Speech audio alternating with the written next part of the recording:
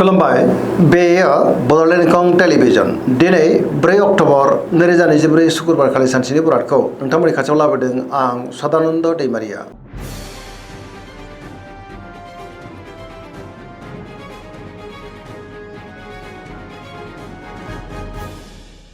सिगां फरायनो लादों मेष राशि गिबि हांखो अ ल।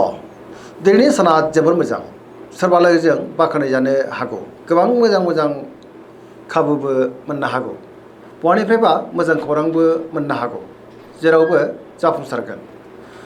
गुबुननि थाखाय दिनै गोबां मोजां खामानि मावनानै होनोबो हागोन, सिगांनि बबेबा आद्रा खामानियाबो दिनै मावफुंजानो हागौ। गोसोआ दिनै जोबोर खुसि जागोन, लाइमोनफ्रा जोबोर रमान्टिक जागोन, देहाया दिनै मोजाङैनो थागोन। रांखावरियाव मोजां, बेफार फालांगियावबो दिनै जोबोर मोजां मुलाम्फा मोननो हागोन। सोरबा लोगोनिफ्राय थोजासे हेफाजाब मोननोबो हागौ। न'खराव बिमा बिफानिफ्राय अननाय आरो बोरखौ मोननो हागोन।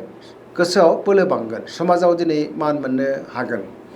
सेंग्रा सिख्लाफ्रा गावबा गावनि गोसोनि साननायखौ फोरमायलायनोबो हागोन। फरायसाफ्रा दिनै फरायनायाव गोसो दुंखांगोन आरो मोजां फिथाइ मोनगोन। धोरोमारि बिथिङावबो दिनै गोसो दुंखांनो हागौ, पजिटिभ एनार्जिनि गोहोम गोग्लैगोन।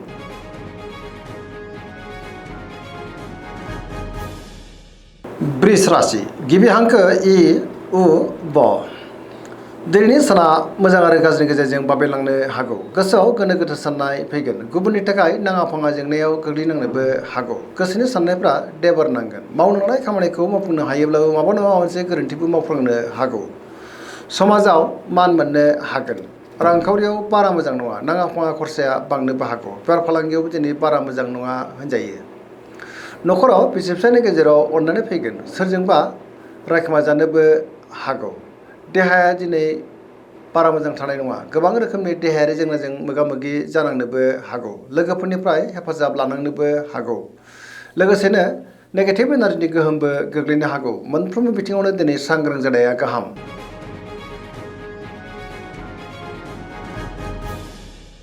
मिथुन राशि गिबि हांखो क स।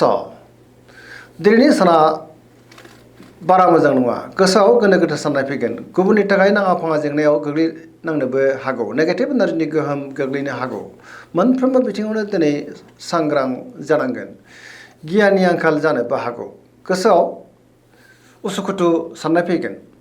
देहाया बारा मोजां थानाय नङा, गोबां रोखोमनि देहायारि जेंनाजों मोगा मोगि जानांनोबो हागौ। रांखावरियाव मोजां, बेफार फालांगियावबो मोजां होनजायो। न'खराव अननानै फैगोन, समाजाव मान मोननो हागोन। गोसोनि बोलोआ नाथाय लोरबां जानो हागौ। सोरबा लोगोनिफ्राय हरखाबै गाज्रि खौरांबो मोननो हागौ। गुबुनजों मोजां सोमोन्दो लाखिनो दिनै गोब्राब जागोन। सेंग्रा सिख्लाफ्रा गावबा गावनि गोसोनि साननायखौ फोरमायलायनो हागोन, अब्लाबो नाथाय गोसोआ दिनै जोबोर आला खाला जानोबो हागौ।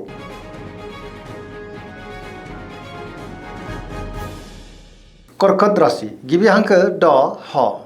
दिनैनि साना जोबोर मोजां, गोसोखौ दिनै जोबोर गोजोननाय मोनगोन। गोबां मोजां खाबुबो दिनै मोननो हागौ। गुबुननि थाखाय गोबां मोजां खामानि मावनानै होनोबो हागोन। गोसोआव पजिटिभ साननाय फैगोन, गोथों आरो गोग्गो साननो रोंगोन। मावनो लानाय खामानिखौ दिनै थि समावनो आरो गोरलैयैनो मावफुंनो हागोन। सिगांनि बबेबा आद्रा खामानियाबो दिनै मावफुंजानो हागौ। रांखावरियाव मोजां, बेफार फालांगियावबो दिनै जोबोर मोजां मुलाम्फा मोननो हागोन। न'खराव अननानै फैगोन, समाजावबो लोगो लेवा बांनोबो हागौ। देहाया दिनै मोजाङैनो थागोन। गुबुननिफ्राय थोजासे हेफाजाब मोननोबो हागौ। समाजाव मान मोनगोन। फरायसाफ्रा दिनै फरायनायाव गोसो दुंखांगोन आरो मोजां फिथाइ मोनगोन। गुबुनजों मोजां सोमोन्दो लाखिनोबो रोंगोन।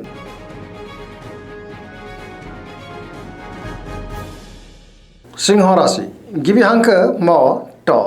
दिनैनि साना जोबोर मोजां, गोसोखौ दिनै जोबोर गोजोननाय मोनगोन। गोसोआव पजिटिभ साननाय फैगोन, गोथों आरो गोग्गो साननो रोंगोन। गियाननि आंखाल जानाय नङा। गावनि गोसोनि साननायखौ दिनै गुबुननो फोरमायनोबो हागोन। सोरबा लोगोजों बाख्नायजानोबो हागौ।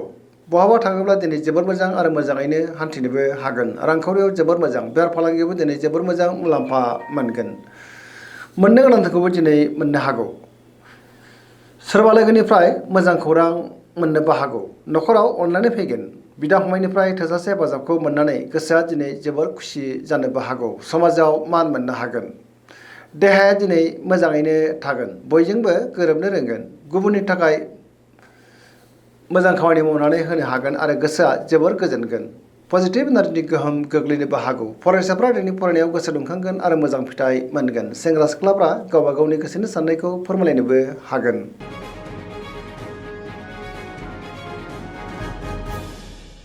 कन्या राशि गिबि हांखो फ ट दिनैनि साना जोबोर मोजां गोसोआव पजिटिभ साननाय फैगोन गोथों आरो गोग्गो साननो रोंगोन गियानि आंखाल जानाय नङा मोनफ्रोमबो बिथिङावनो दिनै जाफुंसारगोन सुथुरखौ गोरलैयैनो फेजेननोबो हागोन रांखावरियाव मोजां अब्लाबो नाथाय खरसाया बांनो हागौ बेफार फालांगियाव मोजां होनजायो देहाया दिनै मोजाङैनो थागोन गोबां मुंदांखा सुबुंजों दिनै लोगो मोनज्लायनोबो हागौ न'खराव अननानै फैगोन गोबां खामानियाव दिनै मुखुबबो थागोन सोरजोंबा बाख्नाय जानो हागौ पजिटिभ एनार्जिनि गोहोम गोग्लैगोन सेंग्रा सिख्लाफ्रा दिनै गावबा गावनि गोसोनि साननायखौ फोरमायलायनोबो हागोन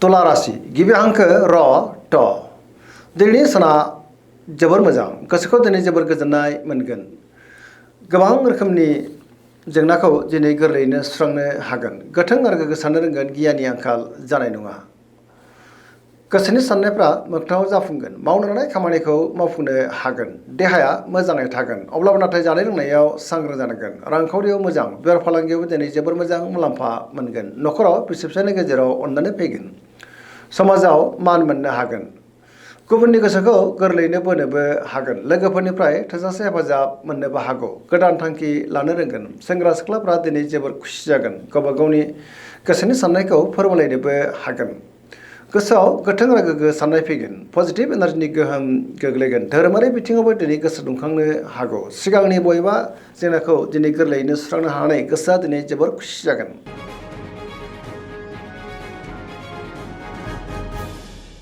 वृश्चिक राशि गिबि हांखो न स दिनैनि साना जोबोर मोजां पजिटिभ एनार्जिनि गोहोम गोग्लैगोन समाजाव लोगो लेवा बांगोन सोरबा गोजाम लोगोजों बहाबा लोगो मोनज्लायनानै गोसोआ दिनै जोबोर खुसि जागोन मावनो लानाय खामानिखौ दिनै थि समावनो आरो गोरलैयैनो मावफुंनोबो हागोन गुबुननिफ्राय थोजासे हेफाजाब मोननोबो हागौ गोसोनि साननायफ्रा मोगथाङाव जाफुंगोन गोसोनि बोलोआ बांगोन समाजाव बयजोंबो मान होजागोन न'खराव अननानै फैगोन रांखावरियाव दिनै जोबोर मोजां अब्लाबो नाथाय खरसाया बांनोबो हागौ गोबां मोजां खाबुबो दिनै मोननो हागौ बेफार फालांगियाव दिनै जोबोर मोजां मुलाम्फा मोननो हागोन देहाया मोजाङैनो थागोन फरायसाफ्रा दिनै फरायनायाव गोसो दुंखांगोन आरो मोजां फिथाइ मोनगोन लाइमोनफ्रा गावबा गावनि गोसोनि साननायखौ फोरमायलायनोबो हागोन पजिटिभ एनार्जिनि गोहोम गोग्लैगोन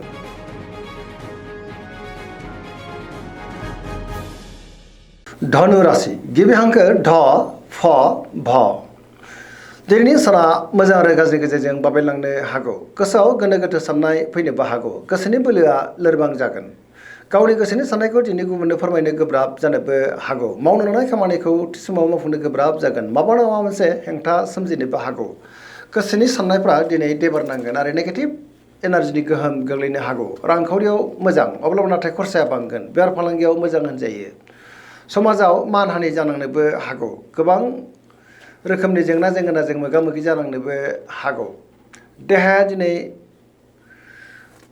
बारा मोजां थानाय नङा गगा बायदिसिनाजों खस्थ' मोननांनोबो हागौ जानाय लोंनायाव दिनै सांग्रां जानांगोन न'खराव अननानै फैगोन बिदा फंबायनिफ्राय हेफाजाबखौ मोननो हागोन सेंग्रा सिख्लाफोरनि गोसोआ दिनै जोबोर आला खाला जानो हागौ गावबा गावनि गोसोनि साननायखौ फोरमायलायनोबो गोब्राब जागोन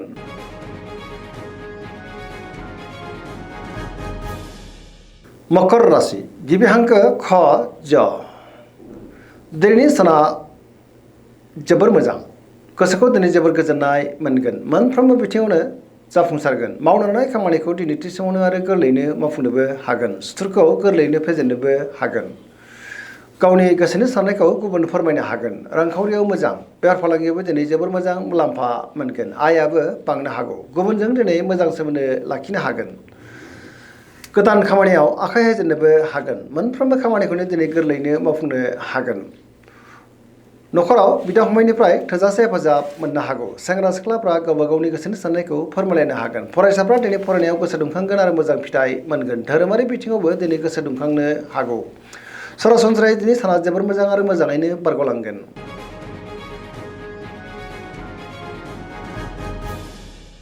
कुम्भ राशि गिबि हांखो ग स दिनैनि साना मोजां आरो गाज्रिनि गेजेरजों बाबेनलांनो हागौ गोसोनि साननायफ्रा देबार नांगोन गुबुननि थाखाय दिनै नाङा फाङा जेंनायाव गोग्लैनांनोबो हागौ गोसोआव जिंगायाबो बांनो हागौ मावनो लानाय खामानिखौ मावफुंनायाव माबा नङा मोनसे हेंथा फैनो हागौ समाजाव मानहानि जानांनोबो हागौ सांग्रां जानांगोन रांखावरियाव मोजां अब्लाबो नाथाय खरसाया बांनो हागौ बेफार फालांगियाव मोजां होनजायो देहाया मोजाङैनो थागोन न'खराव बिदा फंबायनि गेजेराव एना एनिबो फैनो हागौ गोसोनि साननायफ्रा गोरोबलायाबो जानो हागौ बिमा बिफानि अननाय आरो बोरखौ मोननो हागोन बहाबा दावबायनो एबा हान्थिनो खाबु मोनगोन आरो मोजाङैनो हान्थिनोबो हागोन अब्लाबो नाथाय नेगेटिभ एनार्जिनि गोहोमबो गोग्लैनो हागौ मोनफ्रोमबो बिथिङावनो दिनै सांग्रां जानांगोन